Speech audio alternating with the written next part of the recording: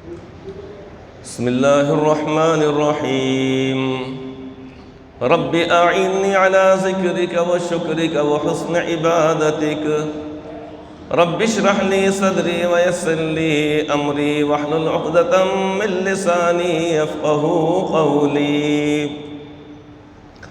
سبحانك لا علم لنا إلا ما علمتنا إنك أنت العليم الحكيم الحمد لله وكفى وسلام على عباده الذين اصطفى أما بعد فأعوذ بالله من الشيطان الرجيم بسم الله الرحمن الرحيم يا أيها النبي إنا أرسلناك شاهدا ومبشرا ونذيرا وداعيا إلى الله بإذنه وسراجا منيرا صدق الله العظيم.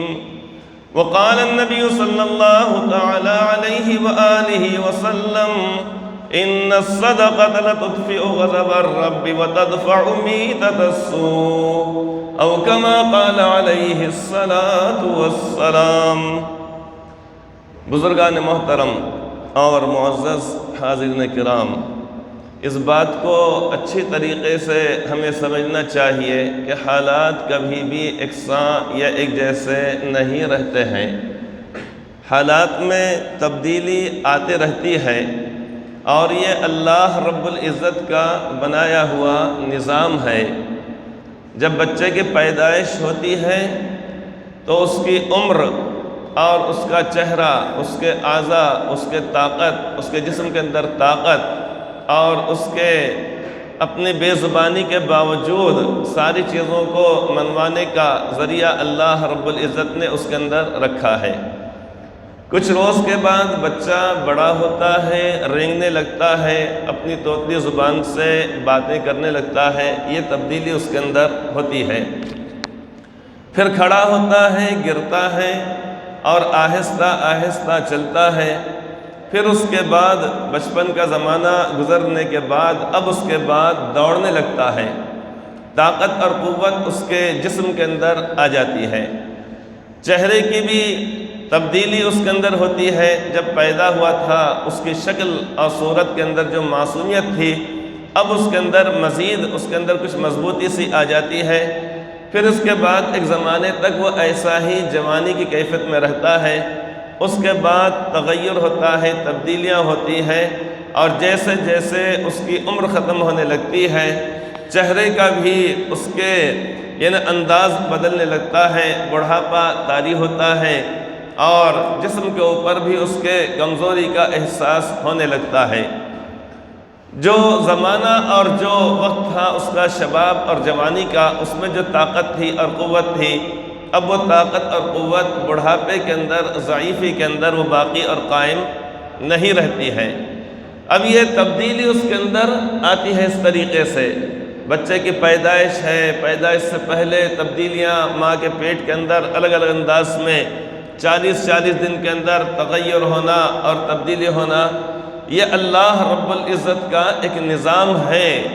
یہ اس طریقے سے چلتا رہتا ہے. اسی طریقے سے انسان کے اوپر حالات آتے ہیں. مالداری کی حالت ہے، غربت ہے، یا اسی طریقے سے متوسط اس کی آمدنی ہے. اب یہ تبدیلی اس کے اندر آتی رہتی ہے. کبھی غربت ہے، کبھی پریشانی ہے، کبھی تکلیف ہے، کبھی ایک وقت کھا لے گا تو دوسرے وقت کے لیے اس کے پاس اناج موجود نہیں ہے. پھر تبدیلی اللہ رب العزت اگر چاہے تو آتی ہے. حالات بدلتے ہیں، خوشحالی آتی ہے، اور پھر اس کے بعد پاس فیکٹری، کارخانے ہو جاتے ہیں جس کے اندر کئی ملازمین ڈیوٹیاں تبدیل کر کے اندر کام کرتے ہیں.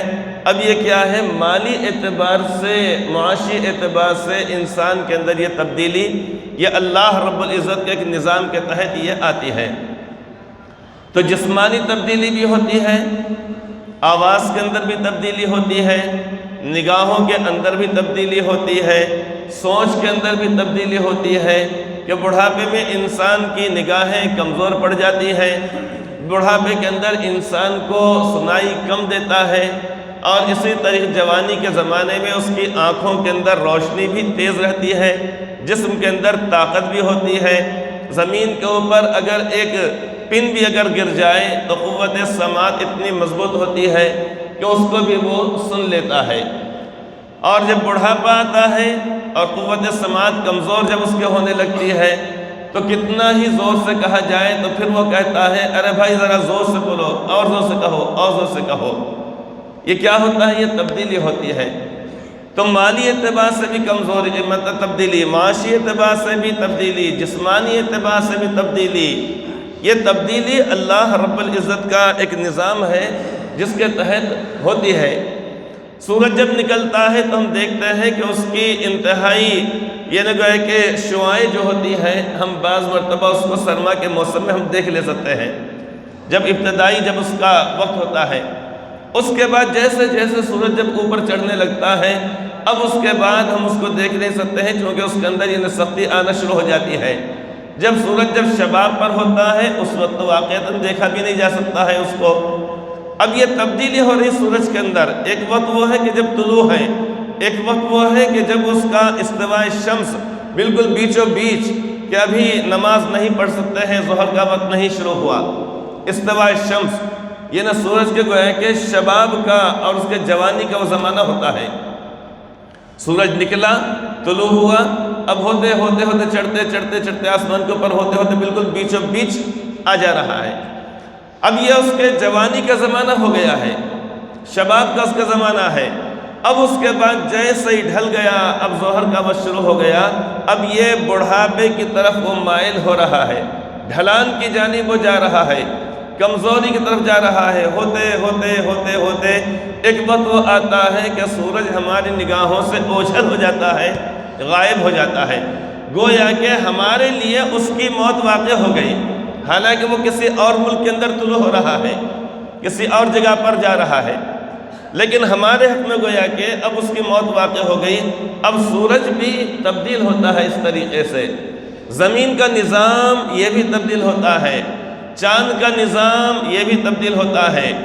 ہم دیکھتے ہیں کہ 29 تاریخ کو یا 29 کو اگر نہ دکھائی کر دے تو 30 تاریخ کو ہم کو چاند آسمان کے اوپر بہت باریک سا دکھائی دیتا ہے، اور بعض مرتبہ بڑے غور کرنے کے بعد دکھائی دیتا ہے، بعض دفعہ بہت تھوڑی دیر کے لیے دکھائی دیتا ہے۔ اب وہ پہلی تاریخ کو یا پہلی رات کے اندر وہ چاند اس طریقے سے ہم کو دکھائی دیتا ہے کہ بہت معمولی سا ہے۔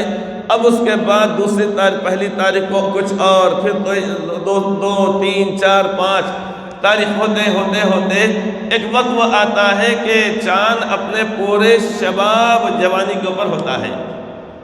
مطلب یہ ہوا کہ یعنی اب یہاں پر آ کر چاند کیا ہوتا ہے؟ کامل ہو جاتا ہے، مکمل ہو جاتا ہے، 14ویں کا چاند جسے کہا جاتا ہے۔ تاریخ 13 ہے عربی مہینے کی اور 14ویں کا وہ چاند، اب یہ اپنے پورے شباب کے اوپر ہوتا ہے جس کو ماہ کامل کہا جاتا ہے، یعنی وہ چاند جو اب مکمل ہو چکا ہے۔ اب اس کے بعد پھر تبدیلی آتی ہے، ہوتے ہوتے باریک ہوتے ہوتے ہوتے اب ایک وقت وہ آتا ہے کہ چاند ہم کو دکھائی نہیں دیتا ہے۔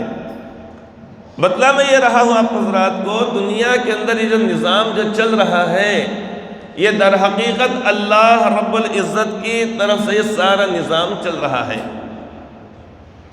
یہ ساری جو تبدیلیاں ہو رہی ہیں، سارے جو تغیرات جو ہو رہے ہیں، اور سارے جو یہ اتار چڑھاؤ، نشیب و فراز جو آتے ہیں، یہ سارے کے سارے اللہ تبارک و تعالیٰ کے حکم سے ہوتے ہیں۔ وہ لوگ کہ جو اللہ تبارک و تعالیٰ کی ذات عالی پر یقین نہیں کرتے ہیں، اللہ تعالیٰ کے وجود کے قائل نہیں ہیں، جن کو دہریے کہا جاتا ہے، وہ کہتے ہیں کہ اس کے پیچھے کوئی طاقت نہیں ہے، کوئی قوت نہیں ہے، اور اس کائنات کا بنانے والا کوئی خالق اور مالک کوئی ہے نہیں، بس یہ نظام ایسا ہی چل رہا ہے اور چلتا رہے گا۔ وہ اللہ تبارک و تعالیٰ کے وجود کے قائل ہوتے ہیں، وہ کلمہ طیبہ لا الہ الا اللہ محمد رسول اللہ کو مانتے ہی نہیں ہیں۔ اب ایسے لوگوں کا ٹھکانہ اگر خدا نخواستہ مرتے دم تک اگر کوئی شخص اگر اللہ رب العزت کا اگر ایسا انکار کرے گا تو پھر اس کا ٹھکانہ دوزخ ہوتا ہے، جہنم ہے اس کا ٹھکانہ۔ اب بحیثیت ایمان والا ہونے کے ہر مومن کے لیے، ہر مسلمان کے لیے ہمارے لیے ضروری ہے کہ دنیا کے اندر جو بھی تغیرات آتے ہیں، جو تبدیلیاں ہوتی ہیں، تو ہم کو یقین کرنا چاہیے کہ یہ اللہ رب العزت کے حکم سے ہے۔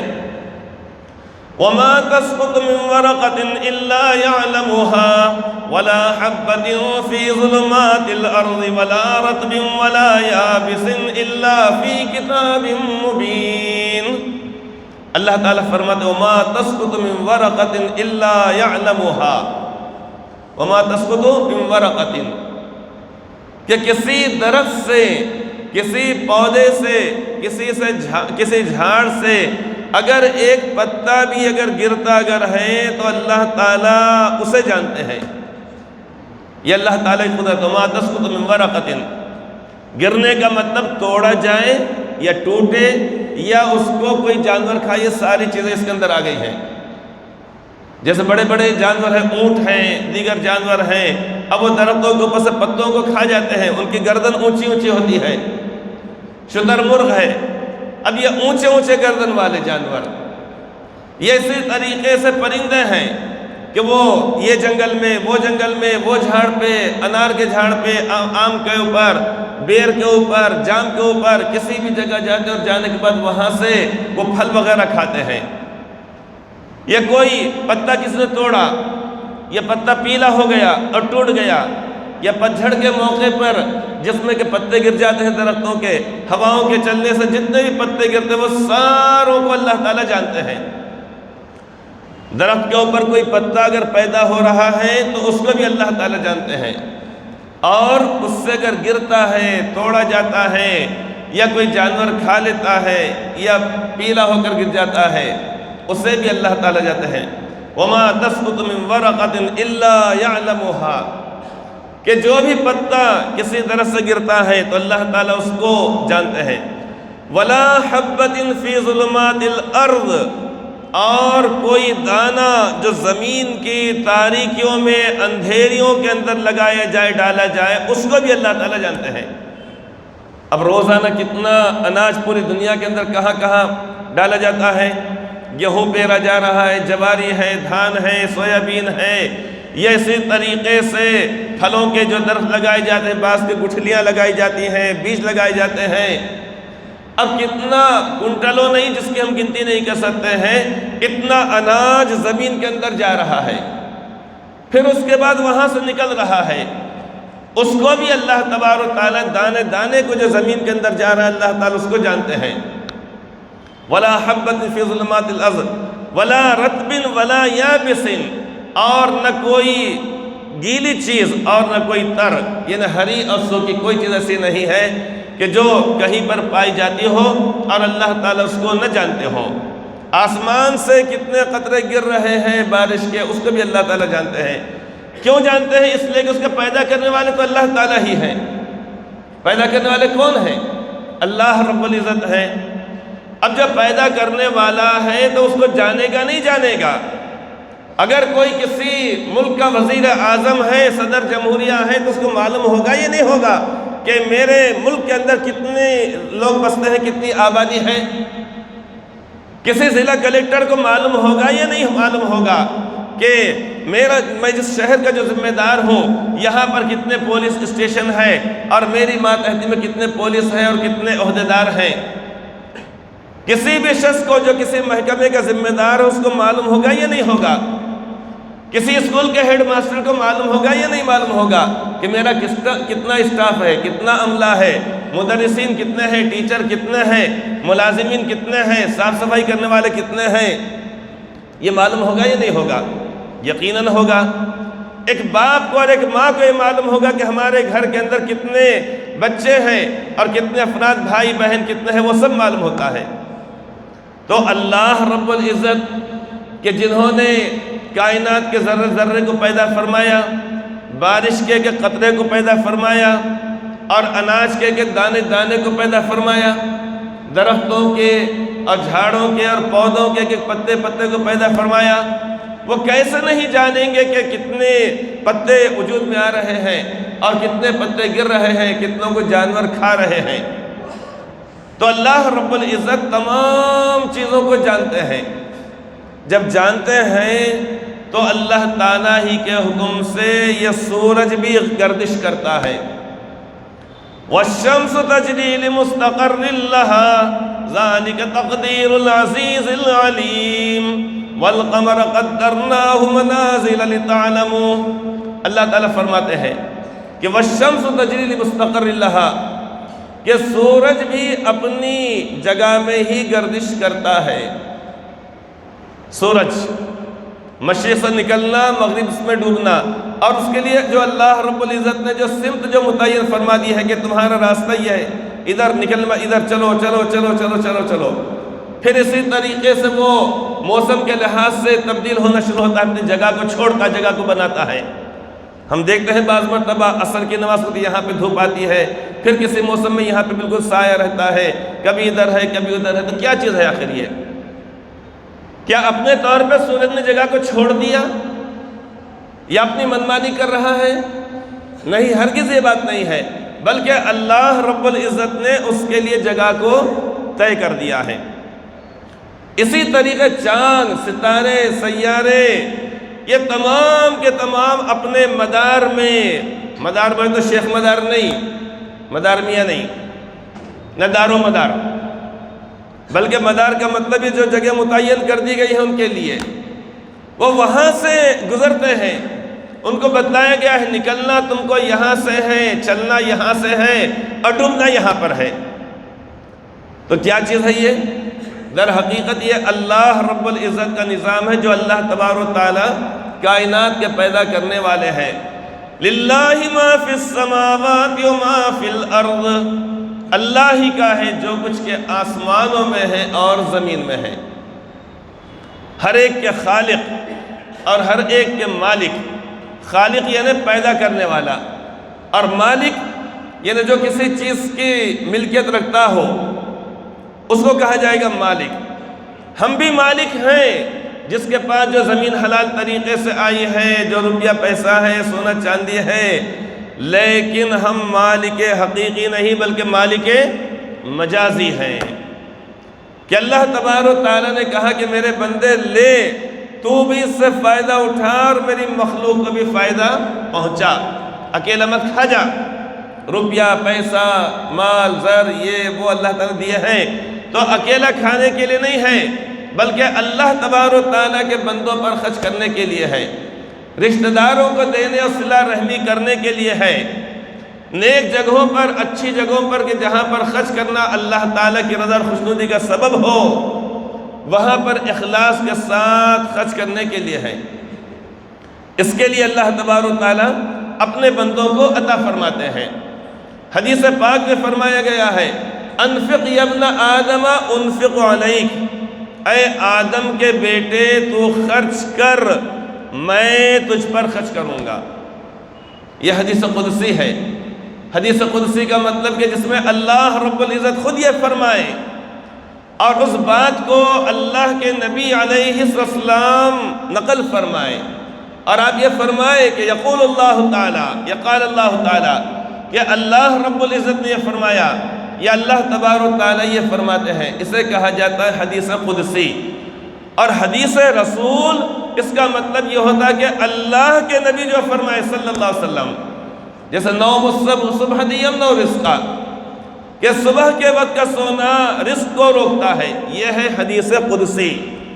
اور انفق یا ابن آدم انفق علیک، اے آدم کے بیٹے تو خرچ کر اپنے آپ پر، اپنے ماں باپ پر۔ ماں باپ پر خرچ کیا تو ذکر مت کر کہ بابا کو روزانہ 500 روپے کی دوا لگ رہی، اتنے انجیکشن لانا پڑ رہے، فلاں ہونا پڑ رہے۔ بابا نے تو کبھی نہیں کہا تھا کہ بیٹا بیمار ہو تو میں نے اتنا خرچ کیا، اس کے پھالیوں پہ اتنا خرچہ ہو گیا۔ اب پھالیوں کی ترقی یافتہ شکل ڈائپر ہے، کام کچھ ہو رہا ہے کیا نہیں ہے؟ پھالیوں کی ترقی یافتہ شکل ہے، ڈائپر جسے کہا جائے گا، وہ ہے بچوں کو ہے۔ تو لیکن کبھی کوئی باپ نہیں بولتا، کبھی کوئی ماں نہیں بولتی کہ بیٹا میں نے تیرے واسطے اتنا خرچ کیا۔ تو اس لیے کبھی اولاد نے ماں باپ کے اوپر خرچ کی ہوئی چیزوں کا ذکر کسی سے بھی نہیں کرنا چاہیے. یہی سعادت مندی کی بات ہے. اس سے بول رہا، اس سے بول رہا، اس سے بول رہا. یہ تو اللہ کا شکر ادا کرنا چاہیے کہ اللہ تبارک و تعالیٰ نے یہ استطاعت دی ہے کہ ماں باپ کے اوپر خرچ کرے، اور ماں باپ جیسے دولت عطا فرمائی. اگر اس کے کمانے سے پہلے اگر ماں باپ دنیا سے اگر چلے جاتے تو پھر اس کو یہ ثواب کمانے کا موقع تھا کیا؟ محروم ہو گیا تھا وہ ماں باپ کی خدمت سے. ماں باپ کو جو جنت قرار دیا گیا ہے کہ ماں کے قدموں کے نیچے جنت ہے، باپ جنت کے دروازوں میں سے بیچ کا دروازہ ہے. یہ تو اللہ رب العزت کا شکر ادا کرنا چاہیے. تو میں عرض کر رہا تھا کہ دنیا میں جو بھی نظام ہوتا ہے وہ اللہ تبارک و تعالیٰ ہی کے حکم سے ہوتا ہے. دنیا کے اندر جو چیز اچھائی آئے یا برائی آئے، نفع بخش آئے، پھلوں کی بہتات ہے، ترکاریوں کی بہتات ہے، اناج کی بہتات ہے، لوگوں کے اوپر سکون ہے اور آرام ہے، دلوں کے اندر اطمینان ہے، یہ بھی اللہ تعالیٰ کی طرف سے ہے. اور لوگوں کے اندر بے چینی ہے، پریشانی ہے، تنگ دستی ہے، مارے پھر رہے ہیں، سکون نام کی چیز نہیں ہے، چین نام کی چیز نہیں ہے، یہ بھی من جانب اللہ ہے. اور یہ کیسے ہوتے ہیں؟ اللہ کے نبی صلی اللہ علیہ وسلم جب معراج میں تشریف لے گئے، یہی تو مہینہ ہے رجب کا مہینہ، 26 تاریخ 27ویں شب، اس میں جب آپ تشریف لے گئے تو وہاں پر آپ نے جو عجائبات جو آپ نے دیکھے، آپ کو جو جنت کی سیر کرائی گئی تاکہ آپ جا کر اپنی امت کو بتلائیں کہ لوگوں میں یہ جنت کے اندر یہ نعمتیں دیکھ کر آیا ہوں.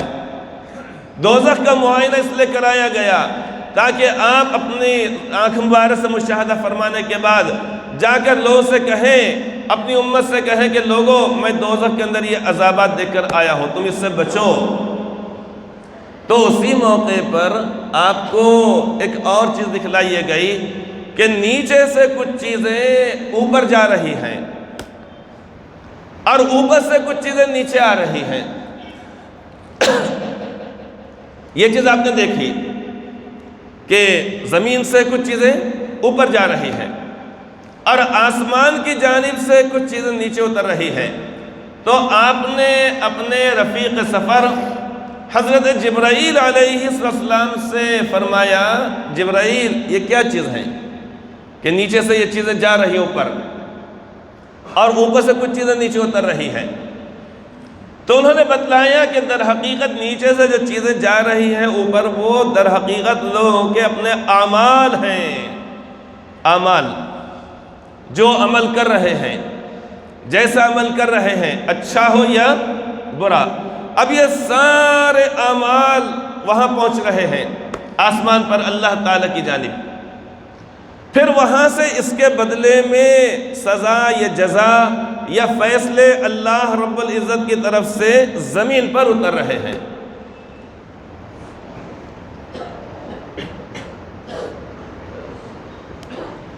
جزاک. تو جو چیزیں نیچے سے جا رہی ہیں وہ ہیں لوگوں کے اعمال، اور جو چیزیں اوپر سے جو اتر رہی ہیں وہ ہیں اللہ رب العزت کی جانب سے فیصلے. تو جیسے ہمارے اعمال یہاں سے جاتے ہیں ویسے ہی اللہ تعالیٰ کے پاس سے فیصلے اترتے ہیں.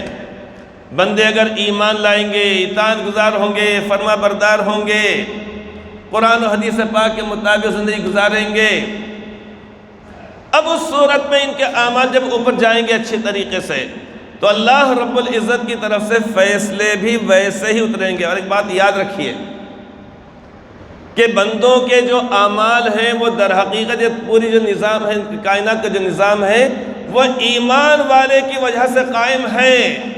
یہ کوئی اقوال زرین میں کی بات نہیں ہے، بزرگان دین نے کوئی بات کہہ دی وہ بات نہیں ہے، کیلنڈروں پہ لکھی ہوئی بات نہیں ہے، پرچوں میں آ گئی وہ بات نہیں ہے، چرچوں میں آ گئی وہ بات نہیں ہے، نہیں، بلکہ حدیث پاک کے مطابق. اس لیے کہ اللہ رب العزت اس وقت تک سورج کو، چاند کو نکالتے رہیں گے، آسمان پانی برساتا رہے گا، زمین اناج اگاتی رہے گی، سورج اور چاند ستارے نکلتے رہیں گے، اور دریا سمندر ہوائیں باقی رہیں گی، جب تک کہ زمین پر اللہ اللہ کہنے والا ایک بھی شخص باقی ہوگا. ایک شخص. صرف ایک شخص. اور جب وہ بھی نہیں رہے گا، اب اللہ تبارک و تعالیٰ کا حکم ہوگا یہ زمین چاند کے نظام کو، آسمان کو، سورج ستاروں سیاروں کو، سب کو توڑ پھوڑ کر رکھ دیا جائے گا. کوئی منڈپ لگایا جاتا ہے، بڑا شامیانہ لگایا جاتا ہے، کئی دیگیں چڑھائی جاتی ہیں. قاضی صاحب آ رہے تو کہہ کے واسطے آ رہے؟ میرے واسطے آ رہے؟ کیا آپ کے لیے آ رہے؟ میرے واسطے آ رہے کیا آپ کے لیے آ رہے قاضی صاحب؟ پورا بستہ لے کے، پین لے کے، پورے ہے تو عقد کے سارے چیزیں لے کے، کس کے واسطے آ رہے ہیں؟ بارات کے اندر جو لوگ ہیں ان کے واسطے نہیں آ رہے ہیں، دولہے اور دلہن کے ماں باپ کے واسطے بھی نہیں آ رہے ہیں، دولہے دلہن کے بھائی بہن کے واسطے بھی نہیں آ رہے. کہہ کے لیے آ رہے ہیں؟ وہ جو منڈپ لگایا گیا، وہ کھانا جو پکایا گیا، کئی چیزیں جو بنائی گئی، رقعے جو چھاپے گئے، اور سارے جو خرچے کیے جا رہے ہیں، وہ سارا کا سارا یہ خرچ اور یہ پورے خوشنما چیزیں صرف نوشہ کے واسطے ہیں، دلہا اور دلہن کے لیے ہیں. اور جیسے ہی ایجاب ہو جاتا ہے، ایجاب قبول ہو گیا، اب اس کے بعد یہ ہوتا ہے کچھ دیر تک کھانا پینا چلے گا یہاں وہاں، اور وہاں بھی اگر نہیں کھانے پینے کا انتظام ہے، اب وہ سارے کے سارے لوگ جو منتظمین ہیں، جنہوں نے شامیانہ لگایا، تو پورا شامیانہ نکالیں گے، جلدی جلدی جلدی جلدی وہ نکال دے رہے ہیں، اسٹیج ہٹا دے رہے ہیں. تو سارا رنگ و روغن، ساری زیب و زینت کس کے لیے تھی؟ وہ نوشہ کے واسطے تھی. جب نوشہ ہی نہیں رہے گا تو کیا کے واسطے رکھیں گے؟ تو یہ دنیا کا جو نظام قائم ہے وہ ایمان والوں کی وجہ سے قائم ہے، ایمان والوں کی وجہ سے. جب ایمان والا نہیں رہے گا تو اب اس صورت میں اس سارے نظام کو اللہ تعالیٰ توڑ پھوڑ کر رکھ دیں گے. اب اس کے بعد میدان حشر قائم کیا جائے گا. چلو آ جاؤ اب حساب کتاب دینے کے لیے. کیا کیا لپا ڈپیاں کرے دنیا کے اندر، اس کی ٹوپی اس کے سر، اس کی پگڑی اس کے سر، اس کے زمین کے اوپر بیٹھ گئے، اس کے کھیت کے اوپر قبضہ کر لیے، مکان میں سے نکلنے کا نام نہیں، دکان میں سے نکلنے کا نام نہیں، کیا کیا 420 کرے. سب آ جاؤ میدان میں. اب جھڑتی دینا ہے، اب حساب کتاب دینا ہے. اب وہاں پر یہ ہوگا اقرأ کتابک کفی بنفسک اليوم علیک حسیبا ونخرج له یوم القیامت کتابا یلقاہ منشورا. کہ ہم ہر شخص سے، سبھی حضرات سے گزارش ہے کہ زیادہ سے زیادہ امداد فرمائیں.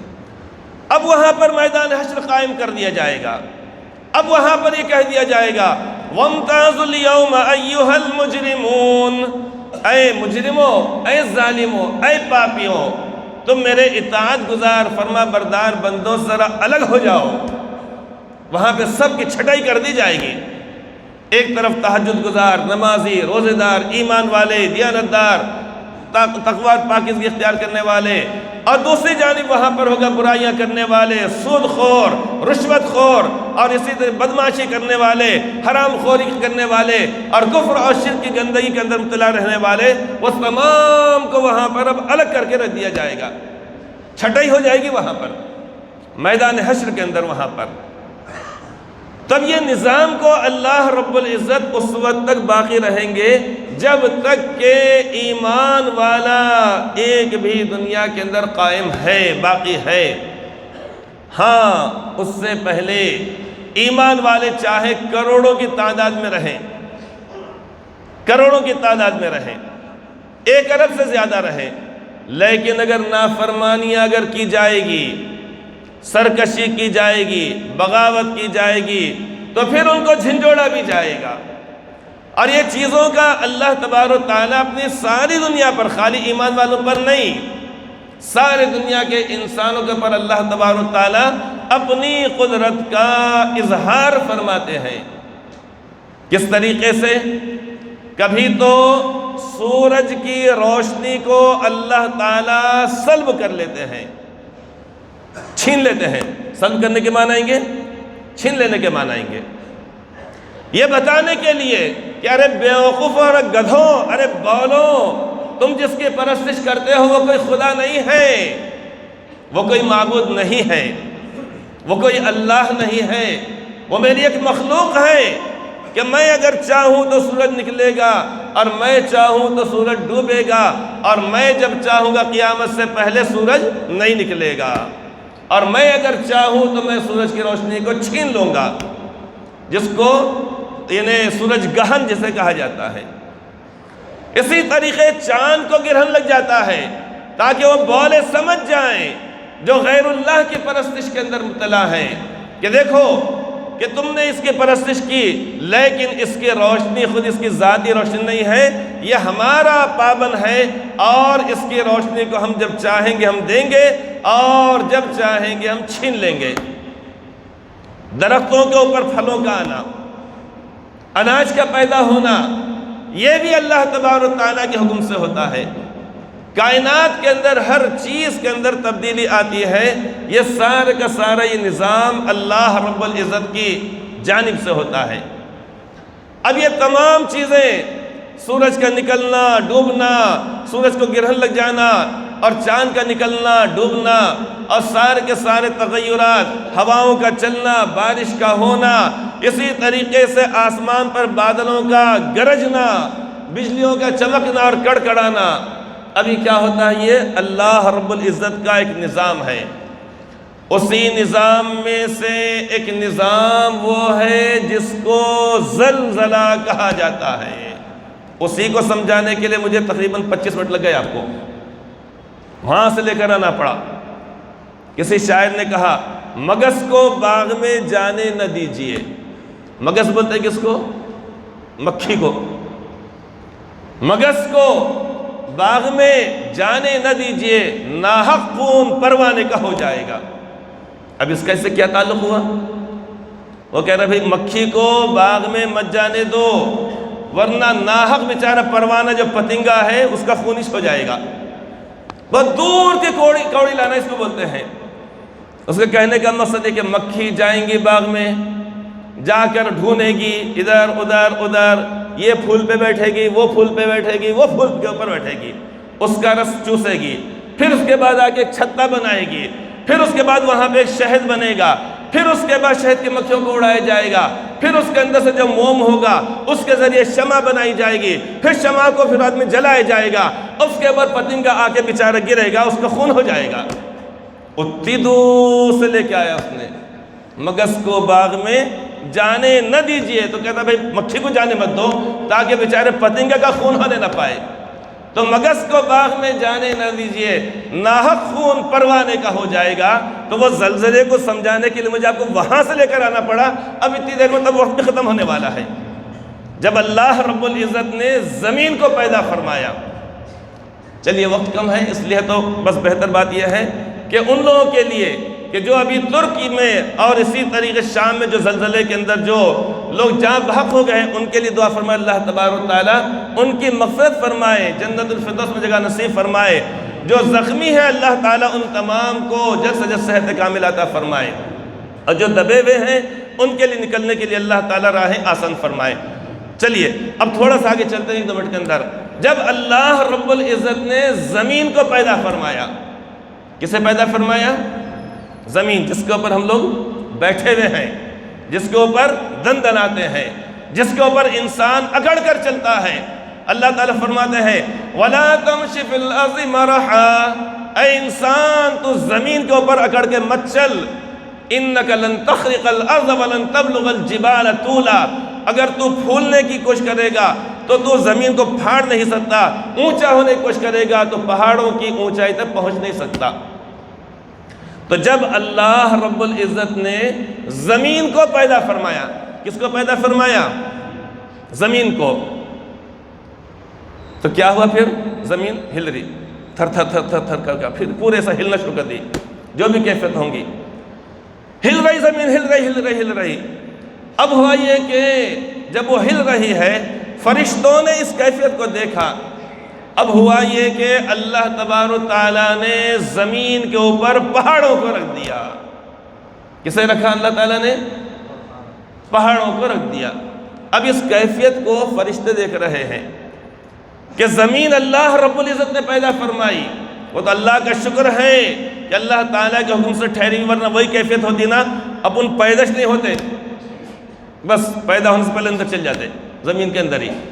تو اللہ رب العزت نے زمین کو پیدا فرمایا، اس کے اندر لرزہ طاری ہو گیا، تھر تھراہٹ، کانپنے لگی زمین اور ہلنا شروع کر دی۔ اب جب اس نے ہلنا شروع کر دی تو اللہ تبارک و تعالیٰ نے پوری دنیا کے اندر زمین کے اوپر پہاڑوں کو رکھ دیا اللہ تعالیٰ نے۔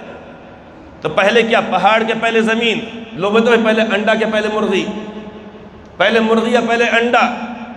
آج تک مسئلہ حل ہوا کہ یہ اب قیامت تک بھی نہیں ہونے والا ہے۔ تو پہلے پہاڑ یا پہلے زمین؟ تو پہلے زمین پھر پہاڑ۔ اب اللہ رب العزت نے پہاڑوں کو زمین کے اوپر رکھ دیا، یہاں وہاں وہاں جتنے بھی دنیا میں پہاڑ ہیں وہ تمام پہاڑ رکھ دیے گئے۔ اب اس کے بعد زمین کی وہ تھر تھراہٹ کانپنا وہ بند ہو گیا، جیسا پیپر ویٹ ہوتا ہے، کاغذ جیسا اڑ رہا ہے ہوا سے تو اس کے اوپر رکھ دیا جاتا۔ اللہ رب العزت نے اس کو رکھا تو زمین کی تھر تھراہٹ ختم ہو گئی۔ اس کو دیکھ کر فرشتوں نے پوچھا یا اللہ یہ ایسی اتنی بڑی زمین، اب اس کے اوپر پہاڑوں کو رکھنے کے بعد جب وہ رک گئی، کیا آپ کی مخلوق میں پہاڑوں سے بھی زیادہ کوئی طاقتور چیز ہے؟ اللہ تعالیٰ فرمایا کہ ہاں، اس کو سننے کے لیے آپ کو 1 ہفتے کا انتظار کرنا پڑے گا۔ چلیے